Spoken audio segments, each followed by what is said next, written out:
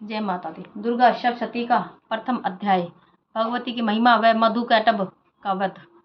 महर्षि मार्कंडेय जी बोले, भगवान सूर्य के पुत्र सावण की उत्पत्ति की कथा को मैं विस्तार से कहता हूँ, आप ध्यान से सुनिए।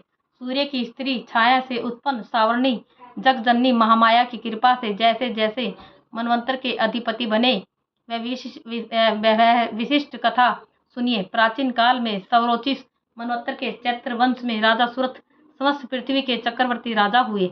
वे अपनी प्रजा का अपने पुत्रों की भांति पालन करते थे। यवन राजाओं से राजा सूरत की शत्रुता हो गई। दुष्ट दलन राजा सूरत से उनका भयंकर युद्ध हुआ और थोड़ी सेना होने के कारण यवन राजाओं ने सूरत को हरा दिया। इसके बाद राजा अपने नगर में आकर राज्य करने लगा, तो भी अन्य शत्रु राजाओं ने राजा सूरत पर चढ़ाई कर दी और नगर में भी दुराचारी मंत्रियों ने राजा का कोष, सेना तथा समस्त वस्तुएं छीन ली। तब राजा हारकर अकेला ही घोड़े पर सवार हो शिकार खेलने के बहाने घोर जंगल में चला गया। वहां उन्होंने महर्षि मेधा का सुंदर आश्रम देखा, जो अहिंसक सिंह आदि पशुओं तथा शिष्यों और मुनियों से शोभित था। वहां बैठे हुए महर्षि मेधा को राजा सूरत ने नमस्कार किया और मुनि से उचित सत्कार पाकर उसी आश्रम में रहने लगा। कुछ समय के बाद फिर वह अपने राज्य तथा प्रजा की चिंता से विचारने लगा कि जिस राज्य को मेरे पूर्वजों ने भली भांति चलाया और प्रजा का पालन किया, वह आज मुझसे दूर चला गया। वे दुष्ट मंत्री राज्य का पालन धर्म नीति के अनुसार कर रहे होंगे या नहीं, और मेरा मुख्य हाथी भी दुश्मनों के वश में हो जाने से क्या क्या कष्ट भोगता होगा।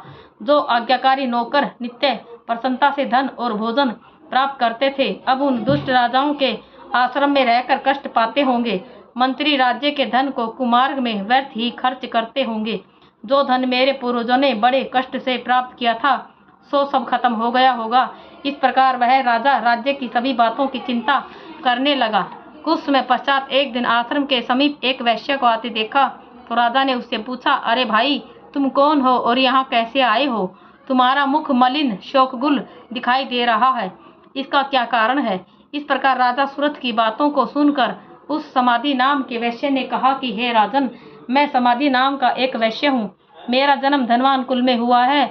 मेरे दुष्ट स्त्री व पुत्र आदि ने मुझे धन के लोभ में घर से निकाल दिया है और मेरा धन छीन लिया है। मैं धन, स्त्री, पुत्र से रहित हूँ। अब अकेला दुखी होकर इस वन में आया हूँ। मुझे अपनी स्त्री एवं बंधुओं का कुछ पता नहीं। मैं यहाँ रहने के कारण अपनी स्त्री, पुत्र तथा स्वजनों की परिस्थिति को नहीं जानता कि वे इस समय अपने स्थान पर सुखी भी हैं या नहीं। मैं यह भी नहीं जानता कि मेरे पुत्र सदाचारी हैं या व्यभिचारी हैं। राजा बोला, जिन स्त्री पुत्रों ने तेरी धन संपत्ति को छीन लिया है, फिर उन्हीं के स्नेह में तेरा मन क्यों जाता है? वैश्य बोला, आपका कहना ठीक है, किंतु मैं क्या करूं? चित्त में कठोरता उत्पन्न नहीं होती। जिन पुत्रादि ने धन के लोभ में आकर मुझे घर से निकाल दिया है, मेरा मन फिर भी उन्हीं में आसक्त होता है। मैं क्या करूं? इन स्वजनों के निर्मोही होने पर भी मेरे मन में उनके प्रति प्रेम है।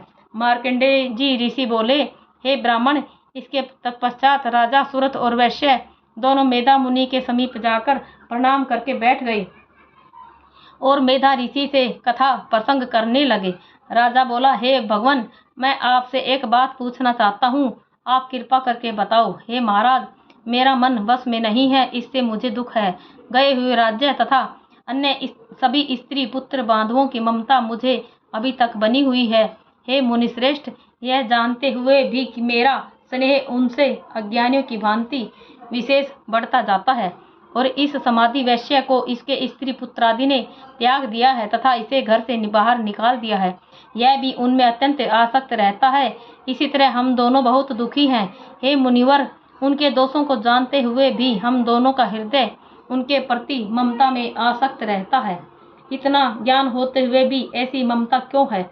हम दोनों को अज्ञानियों की भांति मूढ़ता क्यों उत्पन्न हो रही है? महर्षि मेधा बोले, समस्त जंतुओं को जानने योग्य ज्ञान होता है। सभी प्राणी अलग अलग होते हैं। कुछ दिन में नहीं देखते तो कुछ रात में नहीं देखते, और कुछ दिन रात में समान दृष्टि से देखते हैं। मनुष्य ज्ञान युक्त है, यह सत्य है, इसमें संदेह नहीं। केवल इसमें ही नहीं, सभी पशु पक्षी मृगादि में भी मनुष्य की भांति ही ज्ञान होता है। यह स्थूल ज्ञान होता है। जैसे मनुष्यों में आहार आदि की इच्छा उत्पन्न होती है, वैसे ही पशु पक्षी आदि में आहार विहार निद्रा और मैथुन आदि की इच्छा उत्पन्न होती है। ज्ञान होने पर भी पक्षियों को देखो, भूखे होने पर भी ममतावश अपने बच्चों को चोंच में स्नेह से चुग्गा देकर प्रसन्न होते हैं। हे राजन, मनुष्य भी अपने पुत्र पौत्रों से इसी भांति बर्ताव करते हैं।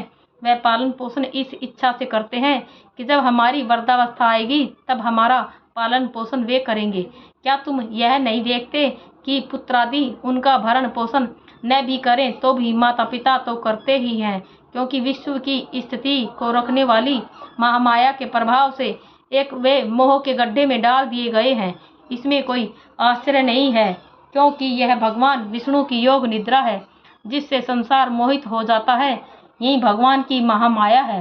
वह भगवती देवी बड़े बड़े ज्ञानियों के मन को जबरदस्ती खींचकर मोह में डाल देती है।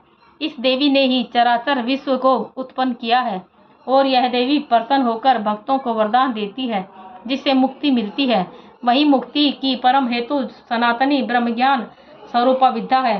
राजा बोला, हे भगवान, आप जिसे महामाया कहते हैं वह कौन सी देवी है? वह देवी कैसे उत्पन्न हुई और उसका कार्य क्या है? उसका स्वभाव, स्वरूप, उत्पत्ति आदि के विषय में भी सुनना चाहता हूँ।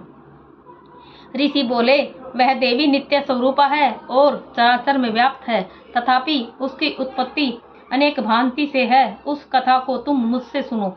यह भगवती देवताओं के कार्य सिद्ध करने के लिए उत्पन्न होती है और अजन्मा होकर भी उत्पन्ना कहलाती है।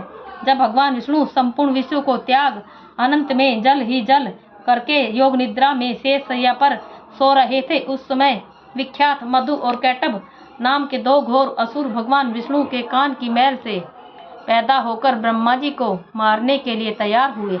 ब्रह्मा जी विष्णु भगवान के नाभि कमल पर स्थित उन दोनों भयंकर असुरों को मारने को आते देखकर और भगवान विष्णु को सोता हुआ देखकर ब्रह्मा जी योग निद्रा की प्रसन्नार्थ एकाग्रमन से स्तुति करने लगे, जिससे कि भगवान विष्णु के नेत्रों से भगवती योग माया अपना प्रभाव हटा ले और भगवान जाग पड़े। वह योग माया विश्वेश्वरी जगत माता स्थिति एवं संहार करने वाली भगवान विष्णु की अतुल तेज वाली निद्रा स्वरूपा अनुपम शक्ति है। ब्रह्मा जी बोले, हे महामाया, तुम ही स्वाहा हो, तुम ही स्वधा हो, तुम ही वसटकार सवर हो, अमृत भी तुम ही हो, अक्षरों में स्वर तुम ही हो तथा नित्य आदि मात्रा व्यंजन तुम ही हो। हे देवी, तुम ही संध्या सावित्री और संसार की जगजननी हो। हे देवी, विश्व को उत्पन्न पालन और संहार करने वाली भी आप ही हो। आप ही महाविद्या महादेवी महासुरी हो। आप ही समस्त चराचर के तीनों गुणों सत्व रज और तम को उत्पन्न करने वाली प्रकृति हो। आप ही काल रात्रि हो। आप खड्ग शूल घोर गदा चक्र शंख धनुष बाण भुसंडी परिध आदि अस्त्र शस्त्रों को धारण करने वाली हो। हे देवी, आप ही सौम्यता हो तथा संसार में आप ही अति सुंदर हो। पर तथा अपरों में श्रेष्ठ आप ही परमेश्वरी हो, जो इस विश्व की रचना और पालन संहार करते हैं। उन भगवान विष्णु को आपने अपनी निद्रा के वश में कर लिया है। फिर भला बताइए कि कौन आपकी प्रार्थना करने में समर्थ है, जबकि आपने भगवान विष्णु ईशान शंकर तथा मुझसे यह शरीर ग्रहण कर लिया है। आप तो अपने प्रभाव से स्वयं प्रकाशित होती हो। हे देवी, मधु और कैटभ नाम के इन महादुष्टों को आप मोह लीजिए और विश्वपति भगवान विष्णु को जगाइए।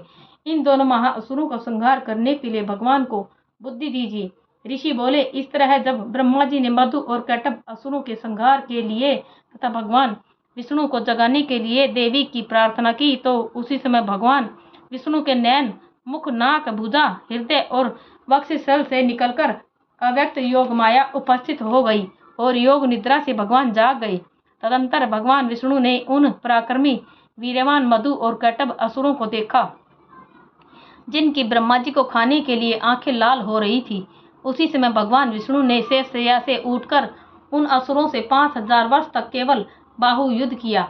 अति बलशाली महाउन्मत्त दोनों असुरों को महामाया ने मोहित कर रखा था। अतः दुष्टों ने भगवान से कहा कि आप हमसे वरदान मांगो। भगवान ने कहा, यदि तुम मुझ पर प्रसन्न हो तो मेरे हाथों तुम्हारी मृत्यु हो। मैं तो केवल यही वर चाहता हूँ। ऋषि बोले, इस भांति जब भगवान ने उनसे यह वरदान ले लिया तो वे भगवान से कहने लगे कि हमें सर्वत्र जल ही जल दिखाई देता है, इसलिए हे भगवान, हमारा वध उस स्थान पर कीजिए जिस जगह पर पानी न हो। ऋषि मेधा ने कहा। तब भगवान विष्णु ने शंख, चक्र और गदा धारण किए और उनसे तथास्तु कहा और दोनों के सिर अपनी जांघों पर रखकर चक्र से काट दिए। इस प्रकार यह महामाया देवी श्री ब्रह्मा जी की प्रार्थना करने पर स्वयं उत्पन्न हुई है। हे राजन, मैं अब इसके प्रभाव को बताता हूँ, आप ध्यान से सुनो। जय माता दी।